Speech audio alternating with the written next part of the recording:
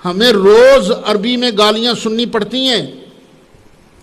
شیعہ لوگ 3 مرتبہ اذان دیتے ہیں، 3 مرتبہ، 2 نمازیں جمع کر لیتے ہیں نا، ظہرین، ظہر عصر اور مغربین، مغرب عشاء، اذان 3 بار دیتے ہیں، کسی جگہ 5 مرتبہ بھی دیتے ہوں گے۔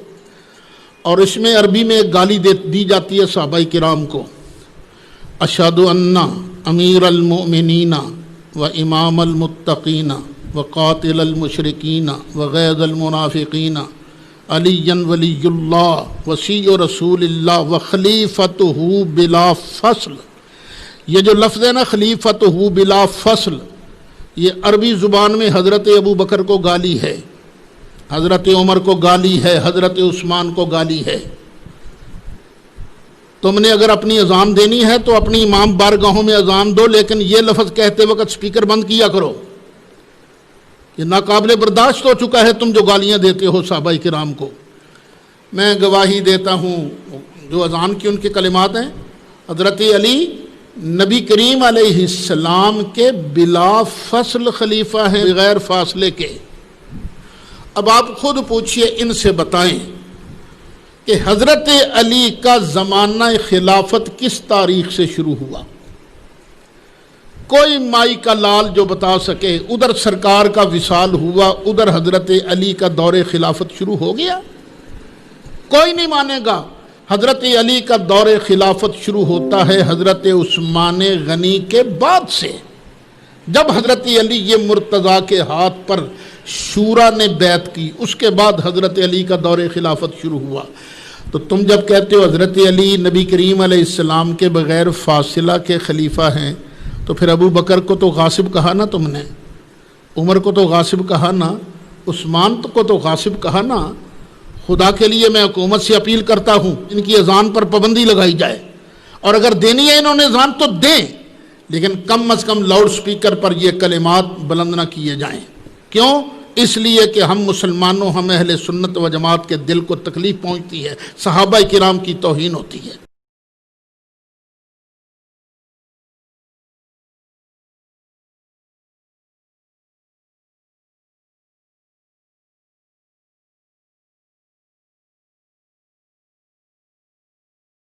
ورحمۃ اللہ وبرکاتہ۔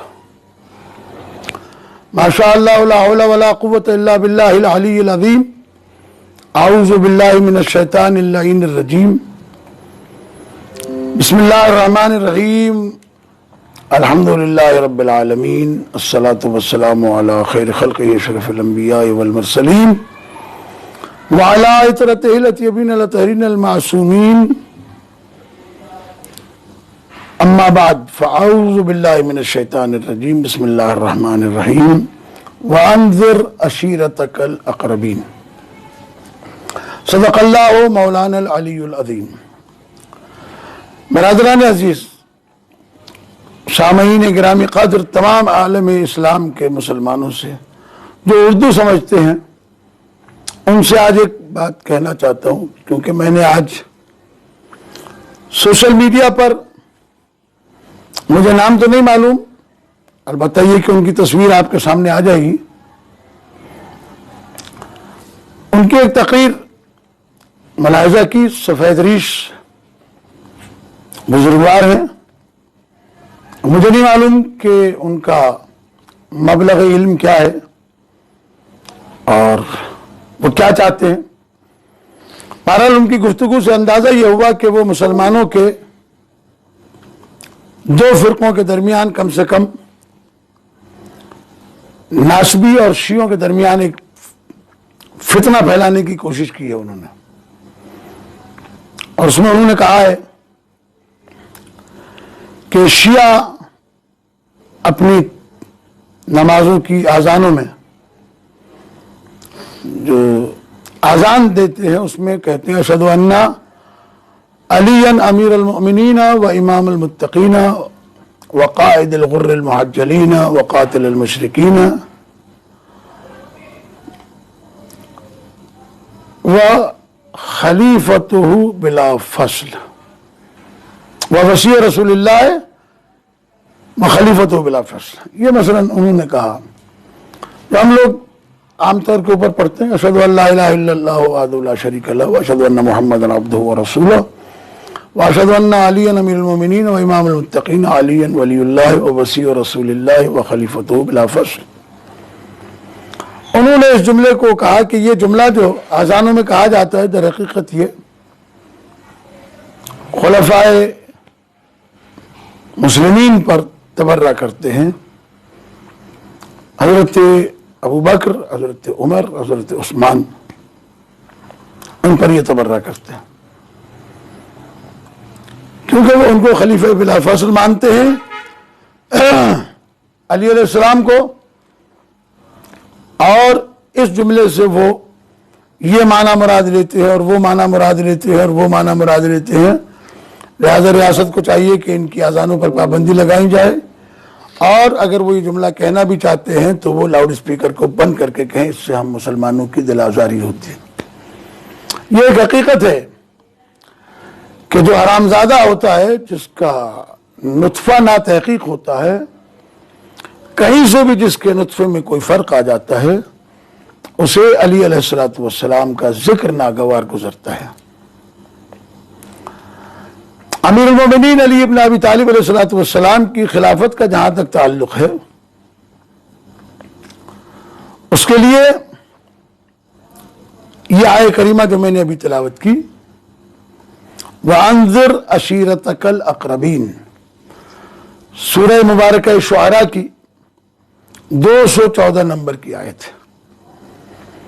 اس آیت کی تفسیر میں ذیل میں لکھا گیا کہ پیغمبر کو حکم ہوا کہ اور ڈراؤ تم اپنے اقربا کو، تو پیغمبر اکرم صلی اللہ علیہ وآلہ وسلم نے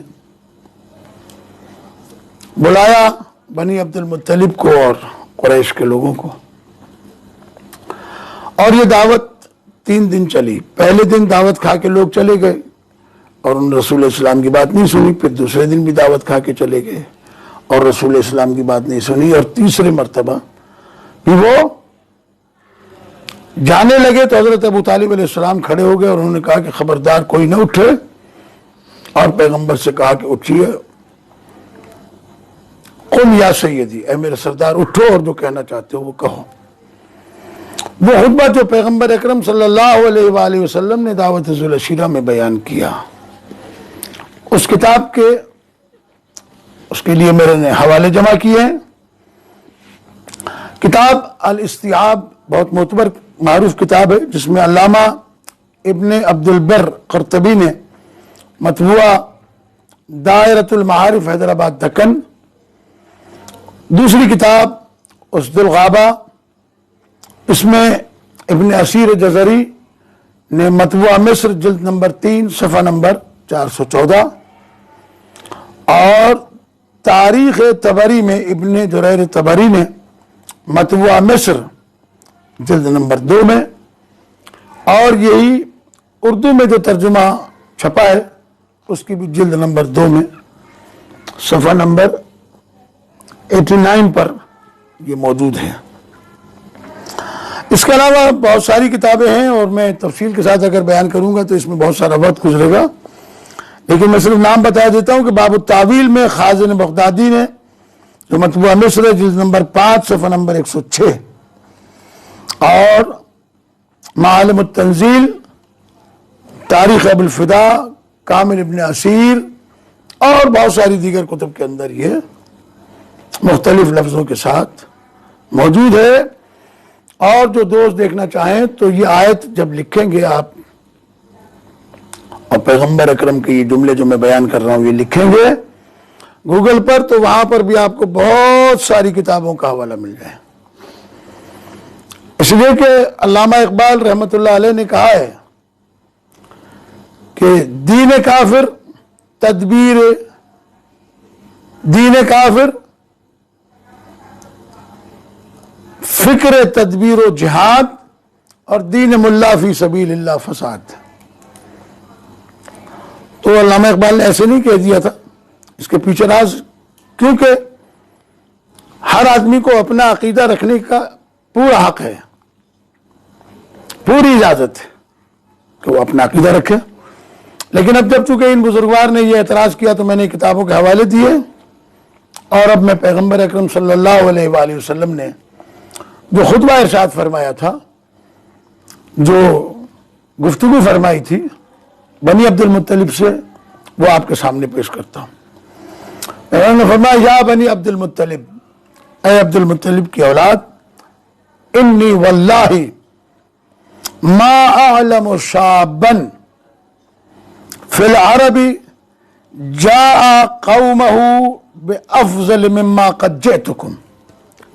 اے بنی عبد المطلب، واللہ کی قسم، واللہ شرعی قسم کھا کر میں نہیں جانتا کسی ایسے نوجوان کو عرب میں کہ جو آیا ہو اپنی قوم میں وہ پیغام لے کر جو افضل ہو اس پیغام سے جو میں تمہاری طرف لے کر آیا ہوں۔ انی قد جئتکم بخیر فی الدنیا والآخرہ، میں تمہارے لیے دنیا و آخرت کی خیر کی خبر لے کے آیا ہوں۔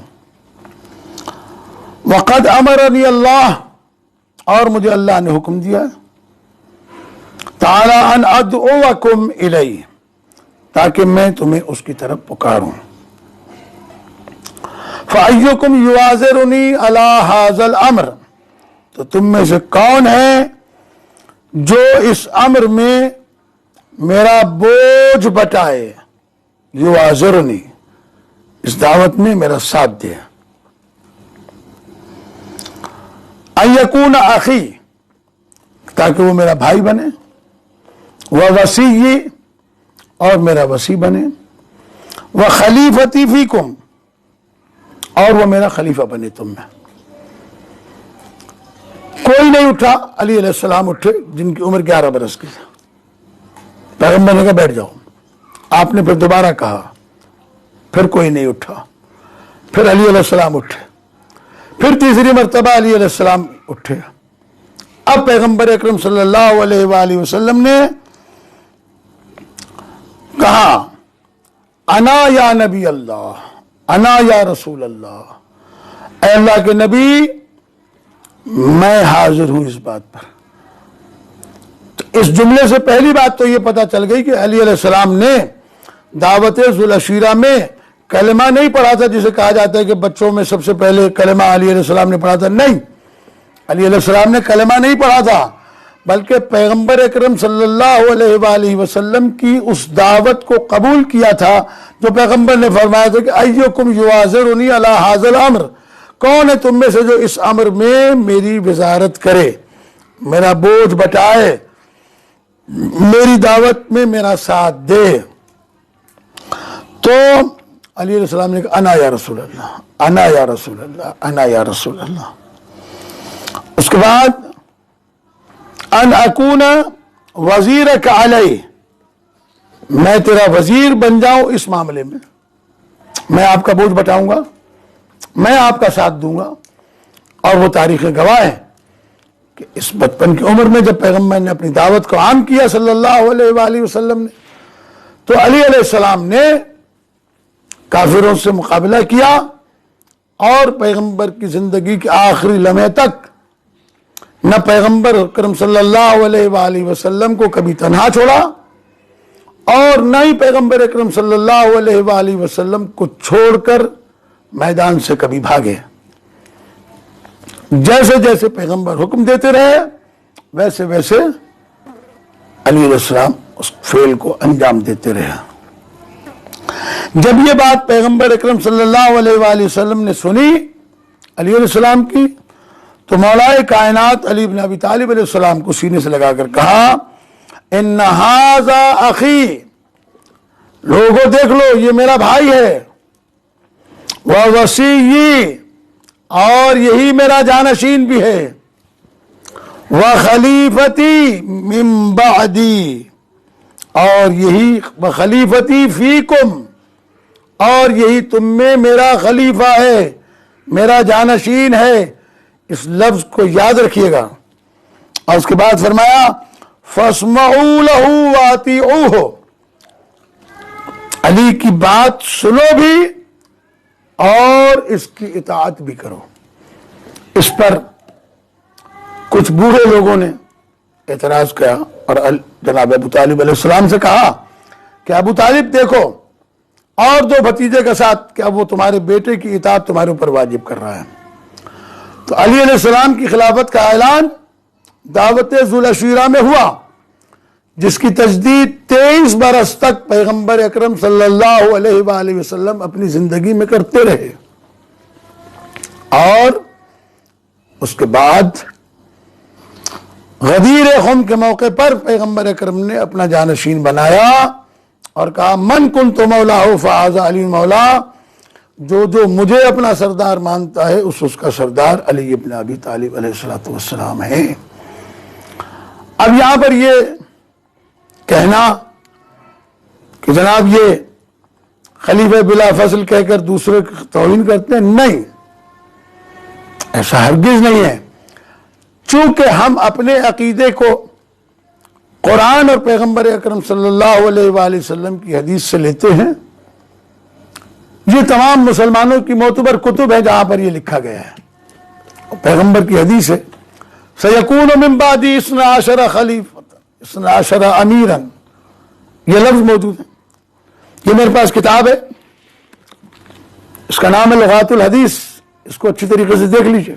یہ علامہ وحید الزماں کی کتاب ہے، جنہوں نے سب سے پہلے سیاستہ کا اردو ترجمہ کیا ہے. انہی کی لکھی ہوئی ہے، الف سے لے کر یہ تک پیغمبر کی احادیث جمع کی ہیں انہوں نے. اور اس کے اندر انہوں نے لکھا کہ پیغمبر نے فرمایا کہ یکون فی امتی 12 امیرا کلہم من قریش، میری امت میں میرے 12 جانشین ہوں گے اور سارے کے سارے قریش میں سے ہوں گے.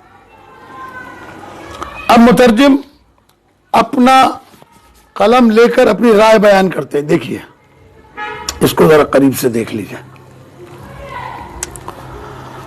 یہ لغات الحدیث ہے کتاب، جو کہ عربی سے اردو میں ترجمہ ہوئی ہے، اور میر محمد کتب خانہ آرام باغ کراچی سے یہ کتاب چھپی ہے. اس کتاب کے اندر یہ باب الف ہے جس میں انہوں نے اس حدیث کو نقل کیا. پھر مترجم خود کہتے ہیں کہ مراد ان 12 امیروں سے وہ امراء ہیں جو امام مہدی علیہ السلام کے بعد امام حسن اور امام حسین علیہ السلام کی اولاد میں سے حکومت کریں گے. جیسے حضرت دانیال پیغمبر کی کتاب میں ہے، اور جن لوگوں نے مصداق اس حدیث کا خلفائے بنی امیہ اور عباسیہ کو ٹھہرایا ہے، انہوں نے غلطی کی ہے.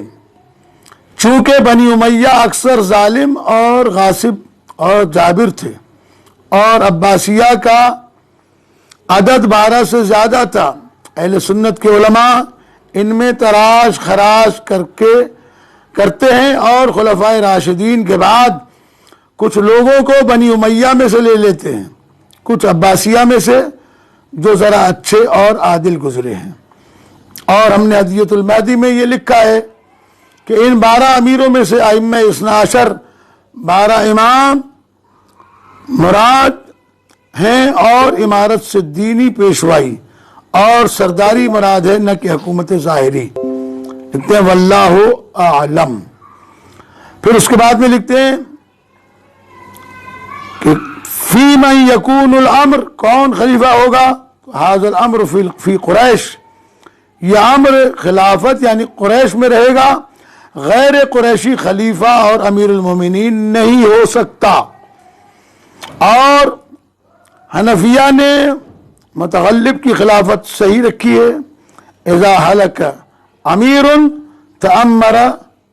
تأمرتم، جب کوئی امیر مر جاتا ہے تو تم دوسرا امیر مقرر کرنے کے لیے مشورہ کرتے ہو. علی علیہ السلام کی خلافت بزبان پیغمبر ثابت ہے، جبکہ خلفائے ثلاثہ کی خلافت سقیفہ بنی سعدہ میں صحابہ کے الیکشن کے نتیجے میں سامنے آئی ہے، اور حضرت عمر کو حضرت ابوبکر نے خود نامزد کیا، حضرت عثمان کو شورا نے منتخب کیا، جبکہ امیر المومنین علی ابن ابی طالب علیہ السلام کو اجماع کے ذریعے سے ان کے ہاتھوں پر بیعت کی گئی. لیکن یہ بات بھی تاریخوں میں لکھی ہوئی ہے کہ جب خلیفہ اول کی بیعت ہو رہی تھی مسلمانوں کے، حضرت سلمان نے بیعت نہیں کی تھی. حضرت ابو ذر غفاری اور حضرت حذیفہ یمانی، سعد ابن ابی عبادہ، جناب عمار یاسر، جناب مالک بن نویرہ، ان لوگوں نے بیعت نہیں کی تھی. اور میں ہاتھوں کو جوڑ کے عرض کرتا ہوں کہ مسلمان تھوڑا سا، یہ مولوی حضرات جو مسلمانوں کو لڑانے کے چکر میں لگے ہوئے ہیں، ان سے میرا سوال ہے کہ آپ کی حدیث معتبر آپ کے نزدیک ہے نا کہ اصحابی کا نجوم بأیہم اقتدیتم اہتدیتم، میرے صحابہ ستاروں کی مانند ہیں، جس کی بھی اقتدا کرو گے ہدایت پا جاؤ گے. اب اگر ہم علی علیہ السلام کی اقتدا کرتے ہیں جو صحابی بھی ہیں بھائی بھی ہیں، سعد ابن ابی عبادہ کی پیروی کرتے ہیں، مالک بن نویرہ کی پیروی کرتے ہیں، سلمان فارسی کی پیروی کرتے ہیں، جناب حذیفہ یمانی کی پیروی کرتے ہیں، ابو ذر غفاری کی پیروی کرتے ہیں، حضرت بلال حبشی کی پیروی کرتے ہیں، تو ہم ان کی پیروی کر کے ہدایت نہیں پا سکتے کیا؟ یہ کون سا قانون ہے، کون سا طریقہ ہے؟ میں آخر میں عرض کروں گا کہ ایک بات یاد رکھیں، یہ پاکستان مسلمانوں کی اسٹیٹ ہے، نہ سنی اسٹیٹ ہے نہ شیعہ اسٹیٹ ہے، سارے مسلمانوں کی ہے. اور اس کے علاوہ یہاں غیر مسلم بھی آباد ہیں. غیر مسلموں میں عیسائی ہیں، آپ ان سے پوچھئے کیا پیغمبر اکرم صلی اللہ علیہ وآلہ وسلم کی نبوت کو مانتے؟ وہ کہہ دیں گے نہیں مانتے. اس لیے کہ اگر وہ پیغمبر کی نبوت کو مان لیں تو پھر عیسائی نہیں رہیں گے. حضرت موسیٰ علیہ السلام کی قوم بھی آباد ہے، یہودی بھی آباد ہے، ان سے پوچھے تو وہ حضرت عیسیٰ علیہ السلام کو بھی نہیں مانتے، حضرت موسیٰ علیہ السلام کو بھی نہیں مانتے. عیسیٰ یا ہندو بھی آباد ہیں جو ہمارے عقیدے کے مطابق نہ اللہ کو مانتے ہیں، نہ رسول کو مانتے ہیں، نہ صحابہ کو مانتے ہیں، کسی کو نہیں مانتے. اسی لیے وہ ہندو ہیں، اسی لیے وہ غیر مسلم ہیں. تو بھائی کسی کو نہ ماننا کسی کی توہین نہیں ہے، اس لیے کہ دین اسلام کھلا ہوا دین ہے. قد تبین الرشد من الغی، ہدایت اور گمراہی میں تبیان ہو چکا ہے، الگ الگ کر دیا گیا ہے. لا اکراہ فی الدین، دین میں کسی قسم کا جبر نہیں ہے. ہر آدمی کو اپنے اپنے تحقیق کے مطابق اپنے عقیدے کو تسلیم کرنے کا پورا حق ہے، اور اپنی شریعت کے مطابق ان کو پورا پورا حق حاصل ہے کہ وہ اپنے طریقے کے ساتھ عبادت کریں.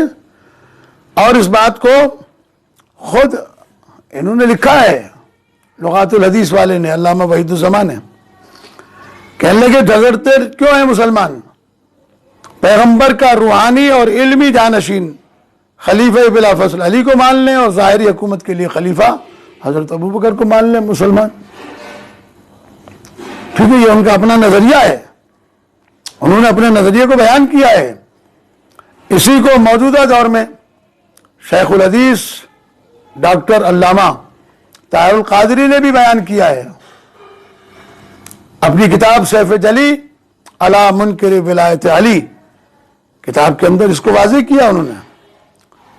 تو خدا کے واسطے کافر ہمیں مٹانے کے در پہ ہے، اور یہ ملا مسلمانوں کو لڑانے کے در پہ ہے.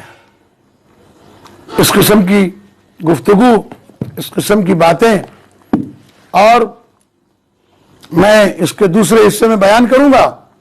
یہ جو ابھی موجودہ اسمبلی کے اندر بل پیش کیا گیا ہے، یہ بل قرآن مجید کے بھی خلاف ہے، سنت رسول کے بھی خلاف ہے، قانون عقل، قانون دنیاوی کے بھی خلاف ہے. اس لیے کہ شریعت کے فیصلے اسمبلیوں میں نہیں ہوتے، علماء کرتے ہیں. علماء بیٹھیں گے، وہ طے کریں گے کہ کیا کہنا چاہیے اور کیا نہیں کہنا چاہیے. کسی پر کوئی قدغن لگانے کی اسمبلیوں میں بل پاس کرانے کی کوئی حیثیت نہیں بنتی، کوئی وجہ نہیں بنتی، بلکہ یہ غیر مہذب قوموں کی نشانی ہے کہ وہ اس قسم کی باتیں وہاں ڈسکس کرتے ہیں جہاں اس کا حق نہیں بنتا۔ اور اس کے لیے میں دعوت دوں گا کہ اہل سنت کے ایک بہت ہی معتبر نام جناب حامد غامدی صاحب نے بھی ایک تقریر کی ہے، اس کا بھی ایک حصہ میں اس کے ساتھ جوائن کرتا ہوں تاکہ آپ اسے دیکھ لیں۔ اور آئندہ میں گزارش کرتا ہوں کہ اس قسم کی فتنہ انگیزی گفتگو کرنے سے گریز کریں۔ یہ آزاد آپ پاکستان میں تو چلے، اگر آپ کا زور پاور لگ گیا اور ناسبیوں کا، اور وہ بند بھی کرا دیں، ہندوستان میں بند کرا سکتے ہیں، ایران میں بند کرا سکتے ہیں، عراق میں بند کرا سکتے ہیں، لبنان میں، پوری دنیا میں، امریکہ اور یورپ کے اندر، پوری دنیا کے اندر یہ بیان کیا جاتا ہے، ہزاروں کتابوں کے اندر لکھا ہوا ہے۔ علی علیہ السلام کی خلافت ثابت ہے کہ پیغمبر نے اپنی زندگی میں انہیں خلیفہ نامزد کیا اور اپنا بھائی بنایا۔ اب اگر کوئی انہیں تسلیم نہیں کرتا ہے خلیفہ اول، تو ہم بھی کسی سے زور نہیں دیتے کہ آپ ان کو خلیفہ اول تسلیم کریں۔ تو جب ہم کسی سے نہیں کہتے کہ آپ علی علیہ السلام کو خلیفہ اول تسلیم کریں، جن کے لیے کتابوں میں روایات بھری پڑی ہیں، تو پھر ہم سے بھی کسی کو یہ حق حاصل نہیں ہے کہ وہ یہ کہے کہ ہم زبردستی کسی کی خلافت کو قبول کریں، ہم نہیں کرتے۔ لیکن میں ایک دعوت اور ایک قسم سے اس بات کا اعلان کروں گا کہ جو بھی جس کے ساتھ عقیدت رکھتا ہے کسی کے مقدسات کی ان کے سامنے توہین کرنا حرام ہے، حرام ہے، حرام ہے۔ جب قرآن مجید نے ہم سے کہہ دیا کہ لوگوں کے جھوٹے خداؤں کو بھی برا نہ کہو، مبادہ یہ کہ وہ تمہارے سچے خدا کو برا کہیں، تو یہ قرآن نے قانون بنا دیا کہ کسی کے سامنے کسی کے تقدسات کی توہین کرنا، ان کے لیے نازیبا الفاظ ادا کرنا، اس کی اجازت نہ قرآن دیتا ہے، نہ حدیث پیغمبر دیتی ہے، نہ عقل دیتی ہے۔